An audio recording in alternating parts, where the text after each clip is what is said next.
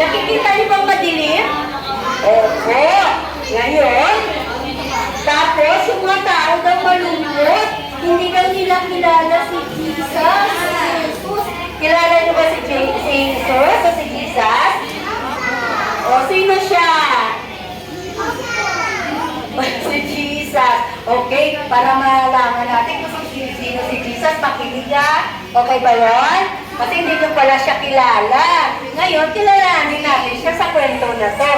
Kaya dapat makinig. Ano nga sabi ni teacher? Pag nakinig, dapat buksan yung tenga. Okay? So, tuloy na si teacher sa kwento para makilala natin si Jesus o si Jesus. Okay. Ayan. Dahil daw mahal ng Diyos sa mga tao, dahil daw nalulungkot sila, nagpadala daw. Sino daw pangalan ng babae? Si Mary. Ang kanyang asawa ay si Jose. Sino daw? Jose. Okay. Jose Maricha. Sila nakakita sa may sabsagan. Ayan, di ba nakita niyo yan?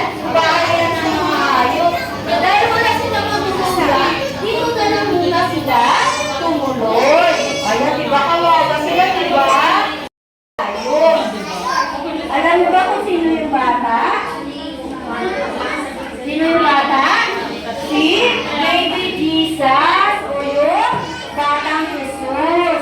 So nakita niyo siya. Ng Diyos natin, nasabi niyo magpapadala siya ng anak niya. Sino nga pangalan ng anak niya? Si Isa. Ayan siya. Si mama niya ba na siya? Ayan, kasi di ba mga kasama niya mga hayop? Nakita niyo? Meron kabayo at baka. Okay. Ayan. Ayan na. Dahil si Jesus ay pinadala ng Diyos natin, siya ay kinikilala ng hari na mga ano to? Angels o angel. Ano to to? Mga angel. Natutuwa, nagsipatantahan ang mga ang araw ng maruling ang may kalundig na. Nagpapakanta na tayo ng mga awit na Pasko. Ayan. Sit down, sit down. Ayan. Pinamalita nila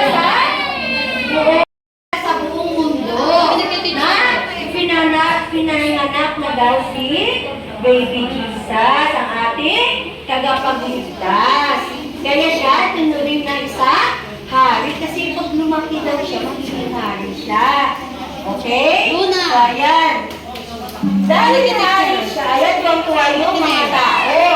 Kasi mga regalo. Di ba pag birthday nyo, binibigyan din tayo ng regalo? At ngayong Pasko, dahil ngayon ay Pasko, tayo ay bibigyan nila mama at papa ng regalo. Tayo din, pwede din magbigay ng regalo sa ating mga kaibigan. Nagbibigay din ba kayo ng regalo sa mga kaibigan nyo? Opo. O, kaya sa mga klase natin, di ba? Okay. Ayan o. Di ba? Nagbibigay na